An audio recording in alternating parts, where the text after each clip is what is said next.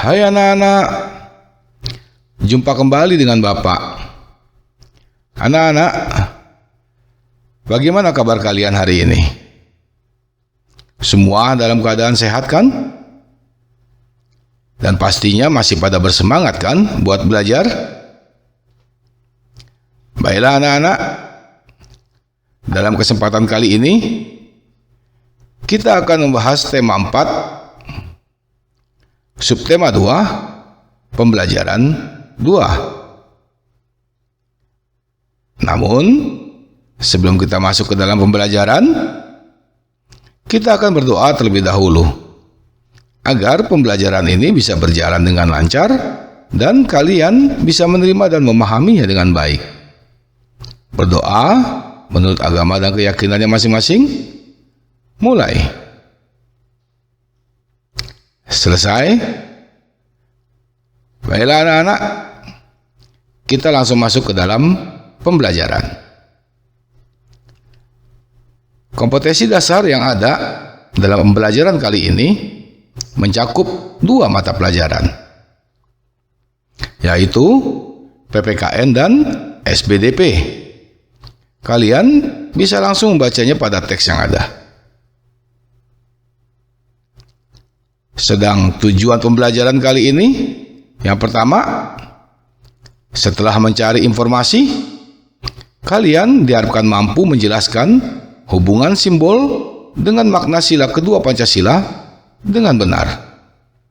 Yang kedua, setelah diberikan masalah, kalian mampu menganalisis masalah yang terkait dengan sila kedua Pancasila dengan terperinci. Yang ketiga, setelah berdiskusi, kalian diharapkan mampu mengidentifikasi hal-hal yang harus diperhatikan saat menggambar dengan terperinci. Yang keempat, setelah berdiskusi, kalian diharapkan mampu menggambar kegiatan yang menunjukkan pengamalan sila kedua dari Pancasila dengan kreatif. Anak-anak, seringkali kita akan bertanya-tanya, sebenarnya pekerjaan apa yang paling baik? Dan bagaimana sikap kita dengan pekerjaan-pekerjaan yang berbeda? Sebenarnya tidak ada pekerjaan yang lebih baik dibanding dengan pekerjaan lainnya. Menurut kalian, apakah pekerjaan seorang guru jauh lebih baik dari pekerjaan seorang dokter? Atau pekerjaan seorang dokter jauh lebih baik daripada seorang arsitektur?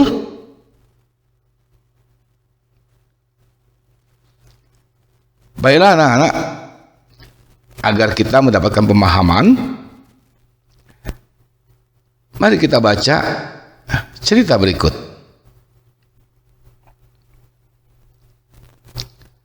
Pak Made adalah seorang pelukis.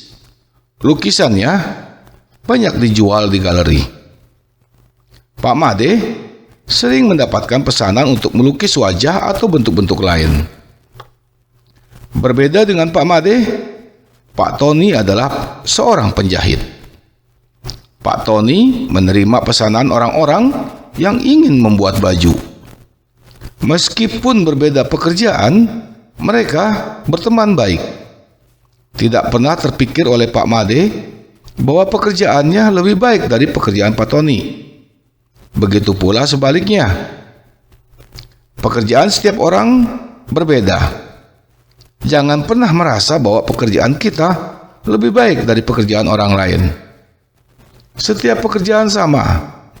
Yang penting memberikan manfaat bagi orang lain. Hal ini sesuai dengan makna sila kedua dari Pancasila. Anak-anak, dari bacaan tersebut, apakah kalian mendapatkan pemahaman yang lebih baik tentang sebuah pekerjaan? Pada dasarnya, pekerjaan yang satu dengan yang lain sama. Tidak ada yang lebih baik. Tidak berarti pekerjaan seorang guru jauh lebih baik daripada pekerjaan seorang dokter. Yang terpenting adalah apakah pekerjaan yang kita lakukan bisa memberikan manfaat bagi orang lain.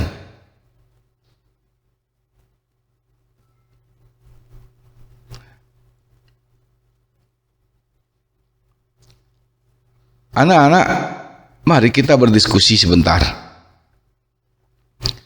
Coba kalian baca teks yang ada di bawah.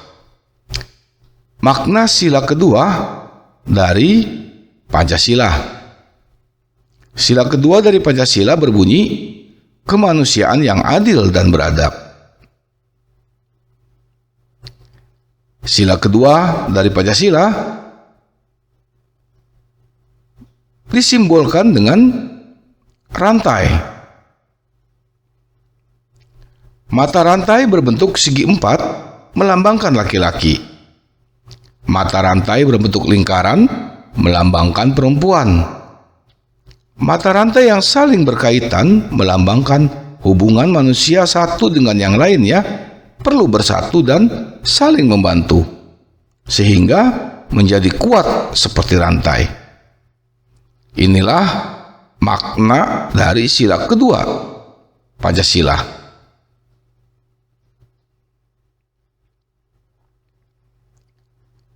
Coba kalian jawab pertanyaan yang ada.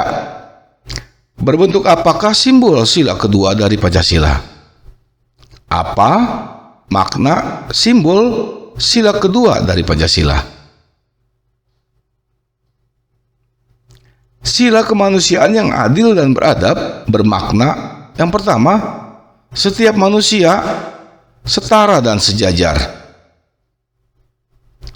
Yang kedua, beradab dalam rasa, pikiran, dan tindakan. Yang ketiga, anti penjajahan. Dan keempat, mengutamakan kebenaran dan keadilan.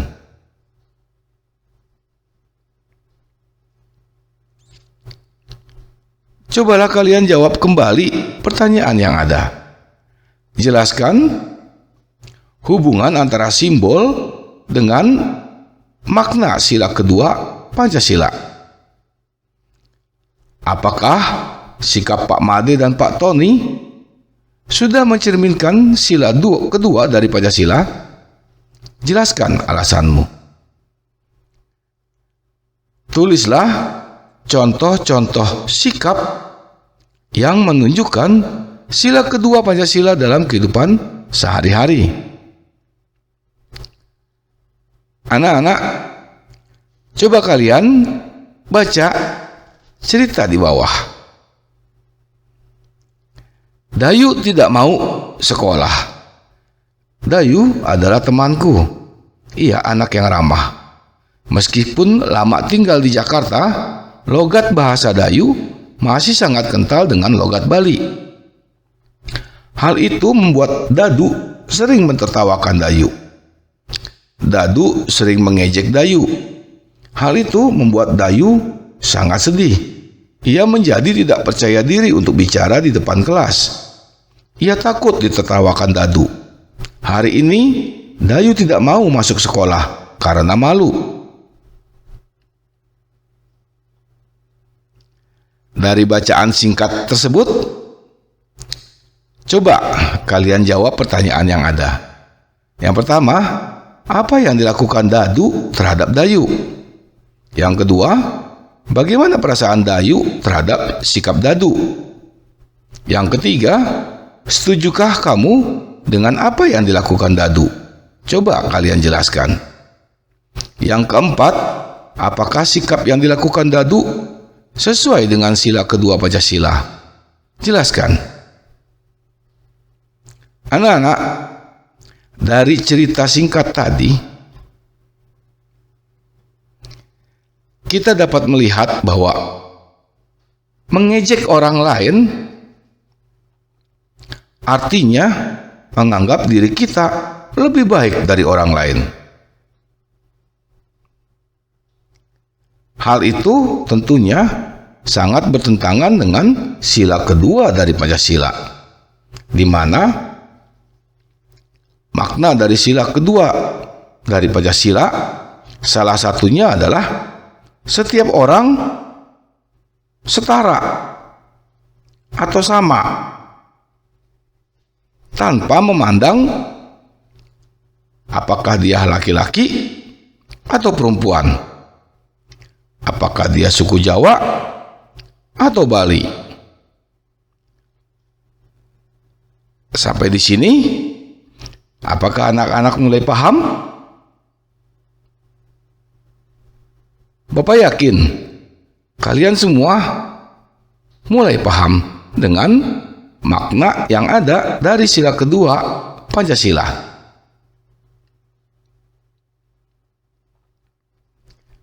Sekarang saatnya kalian berkreasi. Dari pembelajaran yang telah kita lewati, cobalah kalian gambar salah satu sikap yang menunjukkan atau mencerminkan sila kedua dari Pancasila. Kalian bisa mengamati contoh gambar yang ada di bawah. Pada contoh gambar yang ada di bawah memperlihatkan bahwa kita semua setara. Berikutnya, ada gambar yang menunjukkan sikap beradab atau sikap saling tolong-menolong. Cobalah kalian cari gambar lainnya yang menunjukkan atau mencerminkan sila kedua Pancasila. Bila kalian sudah dapat, cobalah kalian menggambar apa yang kalian inginkan tersebut. Buatlah sketsanya terlebih dahulu. Bila sudah selesai, barulah kalian gambar.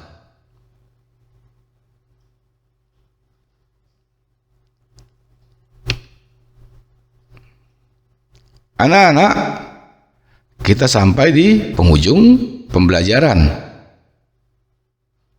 Bapak harap kalian semua bisa menerima dan memahaminya dengan baik. Sebelum kita mengakhiri pembelajaran, kita akan berdoa terlebih dahulu. Berdoa menurut agama dan keyakinannya masing-masing. Mulai. Selesai. Baiklah anak-anak, sampai berjumpa kembali dengan Bapak di pembelajaran berikutnya.